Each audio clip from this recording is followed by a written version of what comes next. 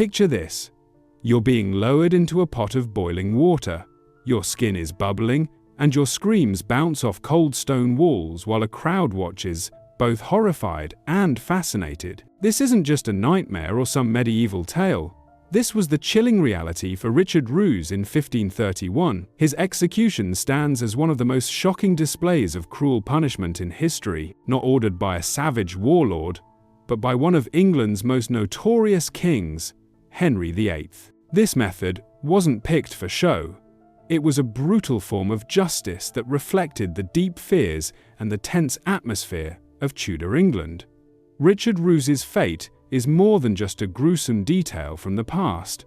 It shows us how politics, religion, and the harsh reality of royal power collided during a crucial time in England's history. The world of Henry VIII was one of change. The king's word was law, and being accused of treason often resulted in horrific penalties. But why boiling alive? What could a simple cook have done to deserve such a fate? To grasp this dark moment in history, we need to step back to a time when justice was public, painful, and meant to send a strong warning to anyone who dared defy the crown. The story of Richard Roos opens a window into Tudor society, where crime and punishment followed rules that feel foreign to us today. His tale reminds us how far our justice systems have come and how thin the cover of civilization can sometimes be.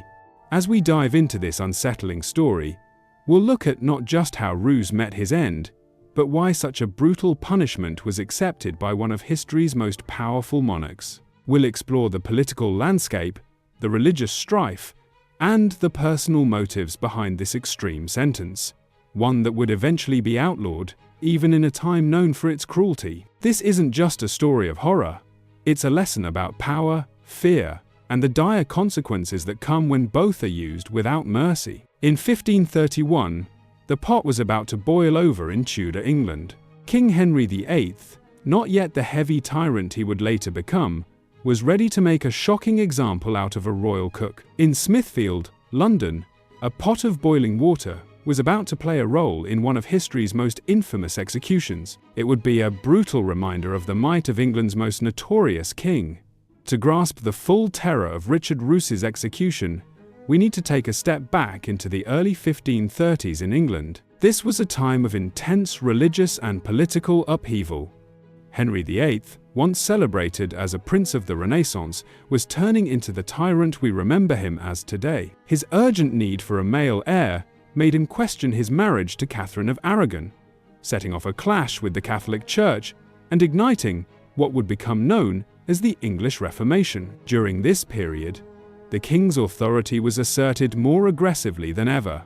Parliament had shifted from a check on royal power to a tool of it. Laws were rewritten to suit the king's wishes, and anyone who opposed him faced severe punishments. The old medieval world was fading away, replaced by a new idea of an all-powerful monarch who answered only to God, who, in his eyes, seemed to want whatever he wanted. There was a constant sense of religious unease. Both traditional Catholics and emerging Protestants eyed each other with suspicion and dread. Poisoning, in particular, was viewed with horror. It wasn't just murder.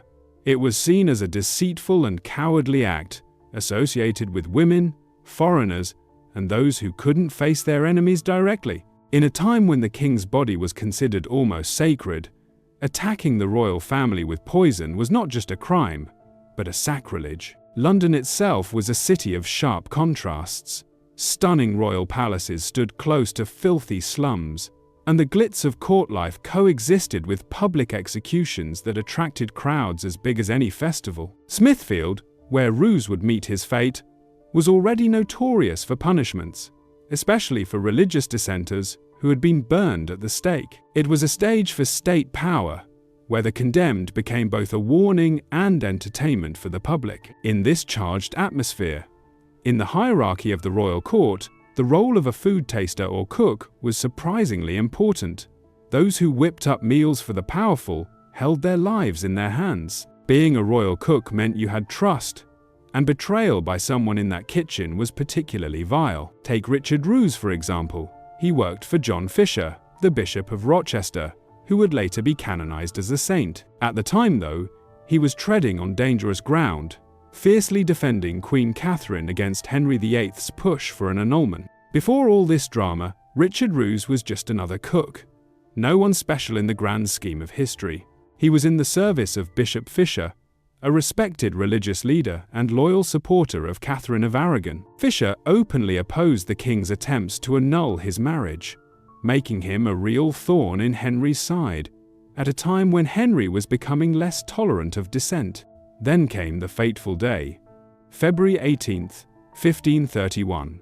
Several people at Bishop Fisher's residence fell ill after eating porridge Roos had made. Tragically, two of them, a man named Bennet Serwin and an unnamed woman who relied on the household's charity, died. Bishop Fisher, who only had a small serving, got sick but pulled through. Naturally, the suspicion fell on poison, and Roos was quickly pinpointed as the suspect. When questioned, he reportedly admitted to adding something to the porridge, but claimed it was just a prank, a laxative, to cause discomfort, not death. This excuse didn't help him much. Whether he meant to kill or just wanted to be mischievous, tampering with food in a prominent household was a serious matter, especially with royal connections involved. In a time before modern medicine, the line between a harmful prank and deadly poisoning was frighteningly blurry.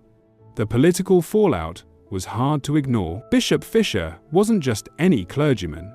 He was a significant opponent of the king's agenda. While no direct evidence tied Roos to a plot against Fisher, the timing raised enough eyebrows to wonder if he might have been acting on someone else's orders. Was this just a prank gone wrong, or was there something more sinister at play? Was it a botched assassination attempt, a warning, or just a prank that spiraled out of control? Historians still debate these questions today. What we do know is that Henry VIII took a keen interest in this case. The king was steadily tightening his grip on power, bringing both the church and legal system under his thumb. The poisoning incident was his chance to flex royal authority and bend the usual legal rules to set a strong example. Instead of letting the cook, Rose, go through the normal court process, Henry made the unusual decision to treat the case as a matter for Parliament.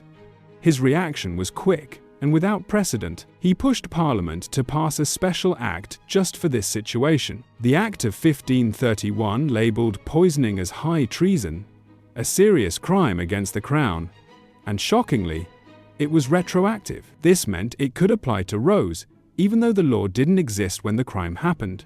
The act stated that Rose was to be boiled alive, a punishment never before mentioned in English law.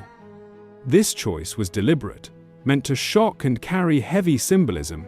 Poisoners worked in boiling pots and cauldrons, so now those same tools would be the instruments of their doom. It was a twisted twist of poetic justice, showing that the king had the power not just to take a life, but to control how and why it ended. The retroactive aspect of this law was quite troubling. Even for that time, it went against the idea that people should be judged according to the laws that were in place when they committed a crime, something even medieval legal thinkers understood. Yet Henry VIII was increasingly placing himself above traditional laws. This case was a significant moment in his quest to establish his superiority over both common law and church authority, hinting at his later break from Rome and his role as head of the Church of England. The fact that Parliament agreed to such a harsh law shows just how much it had become an extension of royal power. By this time, Parliament was mostly just a tool for the king's wishes, representing the English people in name only. Hardly anyone dared to stand up to Henry, especially when it came to issues he felt strongly about. The poisoning case was a big deal because it threatened royal safety and the well-being of influential families. The law against poisoning was written very clearly, highlighting how serious Henry viewed it as a particularly vile crime. He called poisoning detestable and pointed out that it hadn't really been seen much in England before, as if it was some foreign evil invading the country. This kind of language was common back then, painting England as a noble nation under siege from outside corruption. By discussing poisoning this way, Henry positioned himself as the protector of English values. battling against wicked foreign customs, a strategy he would later use in his conflicts with Rome. On the 5th of April, 1531, Richard Roos faced his execution in Smithfield, London. A huge crowd turned out to see this strange event, compelled by the notoriety surrounding both the crime and the punishment. Public hangings and beheadings were usual in Tudor England, offering a mix of entertainment and moral lessons. But this execution method was so unusual that it drew extra attention. Authorities likely encouraged the crowd. The more witnesses, the better the message of royal justice would spread. The setup for the execution was simple yet horrifying: a large cauldron filled with water that was brought to a boil. Unlike the quicker deaths of hanging or beheading, boiling promised a slow and excruciating end. Some historical narratives suggest that Roos was lowered into the boiling water bit by bit, dragging out his agony and the audience's gaze. How this was done, whether through a machine or by executioners with ropes, remains unclear. Accounts from the time are limited, but they show that Roos suffered greatly. The chronicler Edward Hall noted that his screams echoed loudly across Smithfield, making an impression even on a crowd that had seen many executions before. Public punishments were a horrific sight. Imagine being scalded by boiling water, causing severe burns that led to shock and eventually death. Pain, heart failure, and internal injuries would take over as that hot water wreaked havoc on the body. Those who watched this gruesome act came from all corners of London: merchants, labourers, clergy, craftsmen, and maybe even some nobles or court officials there to witness the king's decree being enforced. We don't have their exact reactions, but even in a time used to violence, this execution was particularly brutal. It aimed to shock and terrify, and it certainly did just that. Once he died, Richard Roos would have looked grotesque. His skin would be blistered and peeling, his tissues partially cooked. What happened to his body afterward isn't well documented. Usually, criminals were denied a proper burial, sometimes left on display as a warning, or sent to medical schools for study. As a traitor, Roos would have likely faced further indignities, though historical records don't clarify exactly what happened after his execution. The horror of Richard Roos's execution cast a long shadow over Tudor England. Right after this, the crime of poisoning was taken very seriously, setting a precedent that it deserved severe punishment. Roos was the first man boiled alive under Henry VIII's law, but he wasn't the last. In fact, records show that a woman named Margaret Davy suffered the same fate in 1542 for poisoning, indicating this was more than just a shocking event. It was part of Tudor punishments, even if it wasn't used often. Then there was Bishop John Fisher.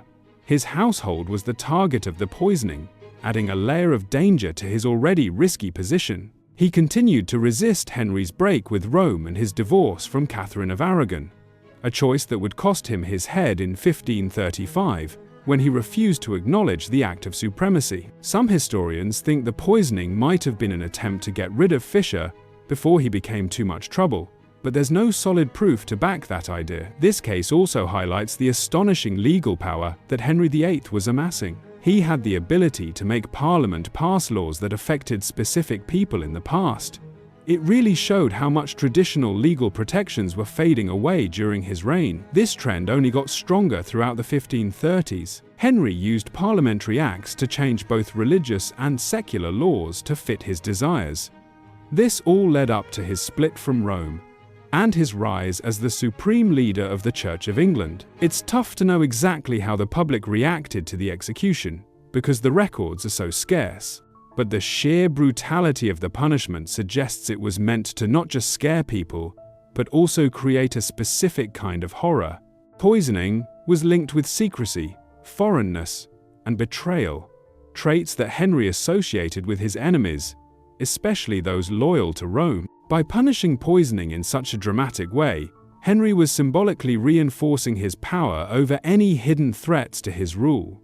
On an international level, this execution likely added to Henry's reputation for ruthlessness. European ambassadors were regularly reporting back to their courts about what was happening in England, and such a shocking punishment would not go unnoticed. As Henry's break with Rome continued, His readiness to use extreme tactics against those he saw as enemies shaped how allies and foes viewed him abroad. The method of execution by boiling didn't last long after Henry VIII. His son, Edward VI, got rid of the boiling law in 1547, just a year after Henry's death. This change was part of a wider overhaul of English treason laws, which had become unwieldy and excessive during Henry's time. Even though Edward's government wasn't necessarily kinder overall, religious persecution continued, just with different targets. There was a sense that some of Henry's punishment methods had gone too far. The abolishment of the boiling law shows a shift in how punishment was viewed, even in a time still considered harsh by today's standards. While executions remained public and often gruesome throughout the Tudor and Stuart periods, some methods started to be seen as excessive or uncivilized. The way punishment evolved tells us something significant. This story dives into how societies constantly tweak what they consider acceptable or unacceptable violence, even when they accept state-sanctioned killings as part of life. For modern historians, Richard Roos's case sheds light on how Tudor governed and administered justice. It shows just how personal Tudor rule was. The king's wishes could quickly become law. Punishments were heavily influenced by what was on the king's mind, and legal norms often took a back seat to political needs. Roos's execution is a clear-cut example of how power worked in a system where the lines between royal authority and state control were often blurred. It also reveals the complicated view of poison during that time. Poison wasn't just feared as a murder weapon. It symbolized hidden corruption and outside threats. As Henry VIII cut ties with Rome and established himself as the head of the Church of England, there was growing fear of secret agents trying to harm the state. Roos's punishment wasn't only about scaring off other potential poisoners. It was a broader effort to cleanse the kingdom of corrupt influences. Back then, the Tudor idea of poison still leaned heavily on medieval ideas about humors and contamination. Without modern toxicology, it was hard to tell if spoiled food was just that, or if it had been tampered with. This uncertainty intensified the dread surrounding poisoning cases, mixing the fear of murder with doubt about what caused it, making poisoning seem especially malicious and unnatural. The repercussions of Richard Roos's execution go beyond just its immediate historical backdrop. For legal historians, this case is a prime example of ex post facto laws that make actions illegal after they've already happened. This principle, that nobody should face punishment for actions that weren't illegal at the time, is now a fundamental part of many modern legal systems, including the US Constitution. The Roos case serves as a warning about the dangers of ignoring this principle for political gain. For those studying Tudor politics, the execution highlights the intense conflicts surrounding Henry VIII's split from Rome, especially involving Bishop Fisher, who had a major role in the events leading up to it. The poisoning case showed a clash between the conservative Catholic group and Henry's plans for divorce. While there's no solid proof tying the poisoning directly to this conflict, we can't overlook the wider implications. The king's hands-on approach and the extreme nature of the punishment hint that this was more than just justice for a crime. Boiling someone alive wasn't random. It symbolizes a deeper understanding of Tudor punishments. Executions were grand events that sent messages about power, justice, and social order. The way a person was punished often mirrored their crime in a dramatic way. Traitors faced drawing and quartering for splitting the kingdom. Heretics were burned as a representation of their beliefs, consuming sacred values. Poisoners faced boiling because they used cooking tools to commit their acts, creating a twisted sense of poetic justice. Choosing such a brutal punishment reveals a lot about Tudor society's fears.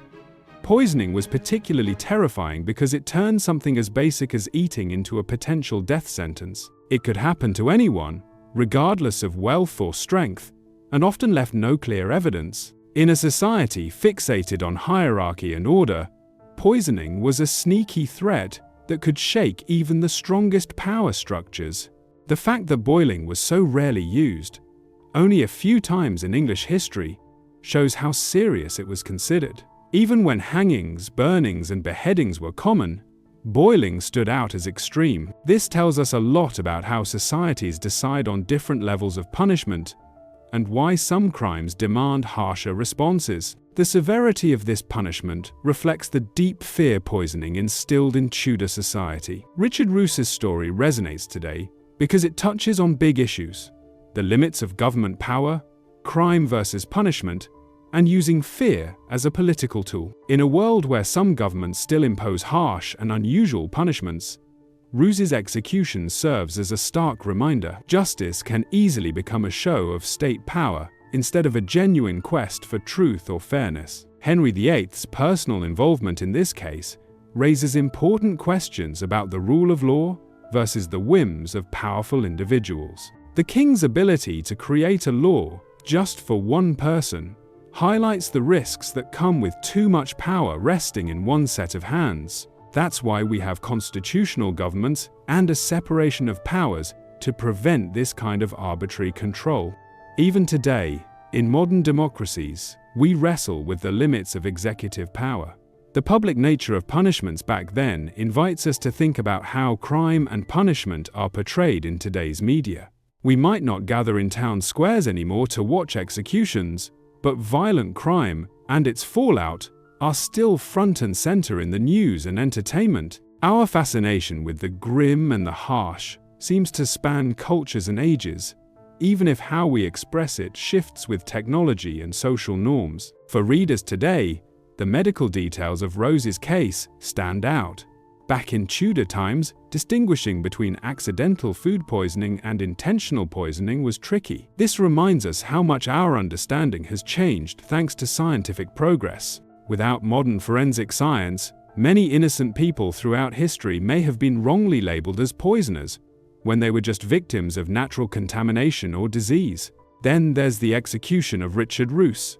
It starkly shows how our views on appropriate punishment have changed. While there's still debate about the death penalty today, there's a strong global agreement against torture and cruel punishments. Richard Roos's execution marks a time when inflicting pain was the main focus of punishment.